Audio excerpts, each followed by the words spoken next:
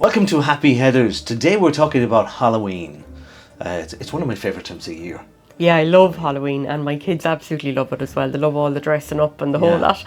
Now, and they're teenagers now. Yeah, everybody in Ireland knows that Halloween starts in Ireland, but it's a global thing, and it got to be global because Irish immigrants going to Australia and going to America brought the traditions with them, which are kind of morphed into modern day Halloween. Is it really an American thing, Paul? Halloween, like it's become Americanized. Okay, so they. But the roots of it, I mean, the Hill of Ward is like where the original bonfires for Halloween.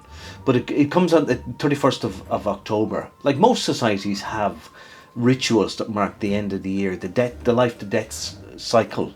Yes, with autumn or fall in America as it is. Yeah. So all the ancient pagan festivals would mark transitions in the year. Like even Christmas was like the lowest ebb of the year, and that's why they did a 3-day festival, which Christianity stole, and there's kind of 3 days Jesus and I'm mixing them up with stuff.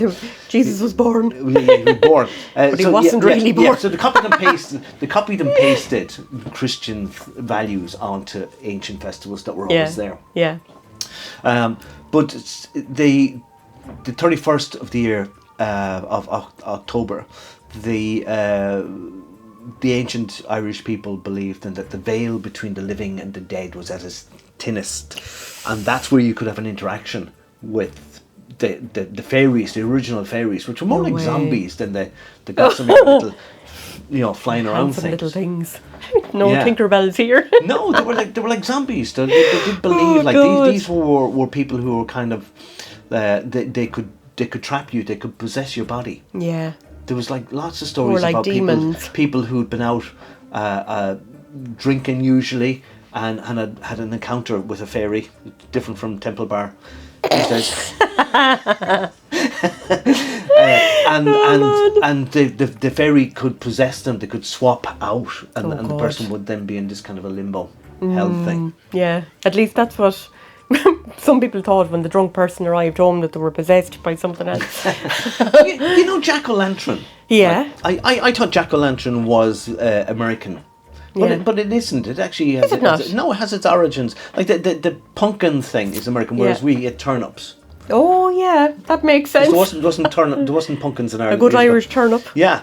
So Jack-o'-lantern was supposed to be a blacksmith. Okay. Who was fond of a drink. Right, good man Jack. And he regularly got hammered. So Halloween, he was coming home a dark and lonely road, and he sees a body on the road. And he goes up to it. I don't know whether he kicks it or pokes it or whatever, but it turns out next thing smokes it's the devil. He goes, "Ha ha! I got you, and I'm bringing you off to hell." And Jack says, "Right, so I suppose any chance we could have a drink before we go?" And the devil kind of goes, "Well, okay, right." So they ended up in the pub. And they're having a drink. Brilliant. And at the end of it, Jack says, "I have no money," well, I don't money, and they didn't have Revolut or cards or anything like that. So Jack says to the devil, "Do you know what? You turn yourself into a silver coin, and I'll pay the barman with that. And then when he's not going to transfer it, come back into yourself and sort of." The devil says, "All right." Devil turns into a silver coin. Jack gets the coin, puts it in his pocket where he has a crucifix, and the devil can't get out. Oh Jesus! So he's there. You can imagine he's like drunk in the pub and he's talking into his pocket, and the devil says, "Let me out." And he says, "I'm not letting you out until you promise that you're not going to come back to me for another 10 years. The devil says, "Right, okay." So he makes this deal with the devil. 10 years pass, and Jack has been drinking and drinking and drinking. He's coming home again. Meets the devil. The devil says, "Now, 10 years is up. Me boy, coming off the hell with me." And Jack says, "Right, so there's no chance of a drink out. Any chance I could get a bite to eat before we go?" And I was like, "Right, what you want? Do you know what? An apple? An apple. There's an apple down that tree. I'm too drunk to climb it. Would you go up the tree and get the apple for me?" So the devil said, "Right, okay. This guy's more hard work." So the devil shins up the tree, and while he's up there, Jack gets a load of crucifixes and he sprinkles them around the base of the tree. I don't know why Jack carried around a pocket full of crucifixes. How did he have those? But these stories are absolutely true. So he sprinkles them around, and the devil can't get down. He's trapped. So Jack says, "Now, I'll let you down if you promise never to bring me to hell." And the devil says, "Right." So that's fine. Years pass. Jack eventually dies. Right. Goes up to heaven. Gates of heaven, meets St. Peter, and Peter says, "You're not coming in here." And Jack says, "Oh, come on." Why? He said, "Now, you were a drunkard. Your whole life you're a disgrace. You're not coming in here, you're going down below." Which is right. Goes down below, and he says to him, "Hey, I'll tell you. You're not coming in here." Jack says, "Why?" He said, "Because I made a covenant with you that I would never bring you into hell, so you're not going." And Jack says, "Where do I go?" He said, "I can't go back." And he says, "Right, I will give you this turnip, and I will put a little light in it." And he said, "You will wander around forever on Halloween." This little orange turnip or Right. pumpkin. And haunt the Isles of Ireland. Haunt everybody.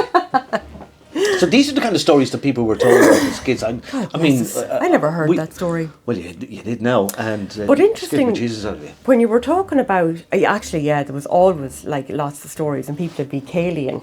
Caelan in my eye. They'd be telling you ghost stories and everything when we were small. And you had to go home after that. I in the know, dark. walk home in the dark and you're terrified. Maybe by a graveyard. God, it was so bad.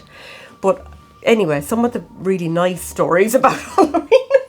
I love these kind of Mexican or Spanish kind of traditions where they would see that veil, you know, the veil you were talking about is really thin between life and the people who have passed away and died. And they have a lovely tradition where they remember the people that died, and they have their photos up, and they bring lots of food out, and they visit the graves, and they have lanterns everywhere to light the way and all of this kind of thing. It's absolutely lovely, and it's a gorgeous tradition. Did you do games like ducking for apples and some of your hands behind your back and you have to put your head into a basin and try to get apples? Yeah, we did that, and I had to have 2 separate basins for the girls though, because they wouldn't dunk on each other's face. I'm not going in there after her. Tied on a string, and you had to be.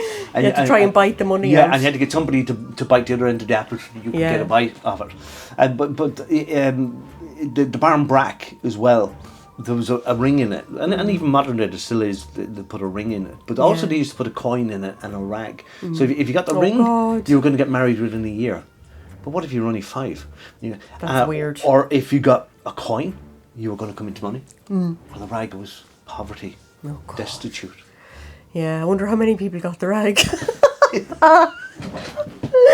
Jesus Christ, it's just, really a self-fulfilling prophecy, wasn't it, for a lot of Irish people back then? You see, back then you were kind of stuck. Like, if no you were lotto. born into poverty, like you weren't going to win the lotto. There was no lotto. There was no coming out of it. There was nothing else. You were probably not going to marry into wealth either. Your only hope was to get on the boat and go off to another country and start a different life. America. So people love to kind of instill themselves with hope, I suppose. Yeah, but it's funny, like, all the traditional stories of the Irish, like the leprechaun and how cunning he is, and then the fairies, and Well, I don't know, so leprechauns- there's that real thing about, Yeah. Can't get me pot of gold, kind of at the end of the rainbow. It's funny when you mention leprechauns. I remember reading something a few years ago where archaeologists discovered bodies, ancient bodies, skeletons in the west of Ireland that were undersized people. Really? Small people. So these stories of these small little people running around, actually there's some merit in them. Did you, you dress up for Halloween, you put on a mask? Oh, and stuff yeah. like that. You know what the origins of that are? Oh, this is a good one. Go on, so. They believed that the devil or his cohorts or the fairies, the Shira, would come and they would try to take you. So you would disguise yourself. As a devil, yourself. As a demon of some description. Do something so that they wouldn't recognise you. Oh my God. Yeah. Isn't And that even people hilarious? used to light fires to keep the devils. I thought the devil liked fires.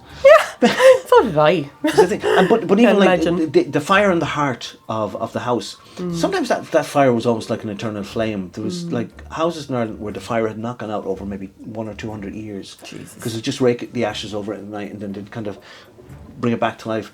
But at Halloween, some households used to let the fire go out and then relight it from a bonfire. Oh. Kind of like a new beginning, so that the devil wouldn't recognise that their whole lineage had ever been there. Wow. That's mad, isn't it? Isn't it? Yeah. Yeah. Yeah. No, I don't know. What do you think about the devil? Well, it goes any back. other- It goes back thousands of years, though. Like people associate it with the Celts, but it was here before the Celts. The Celts came to Ireland about 2,500 years ago. But there's like standing stone circles and monuments about that go back even 5,000 years. So this Halloween thing, this connection with the dead and then the afterlife is really, really prehistoric. Yeah. It is, I suppose. And like even when you go back to clairvoyancy and that kind of thing, I mean, they all think that, you know, Halloween is the best time of year. It's witching hour then at 3 a.m. in the morning, isn't it? And all this kind of crack. Yeah. There's all of these. But they're nearly like, what normal person's going to be up at 3 a.m. yeah. unless they're drinking?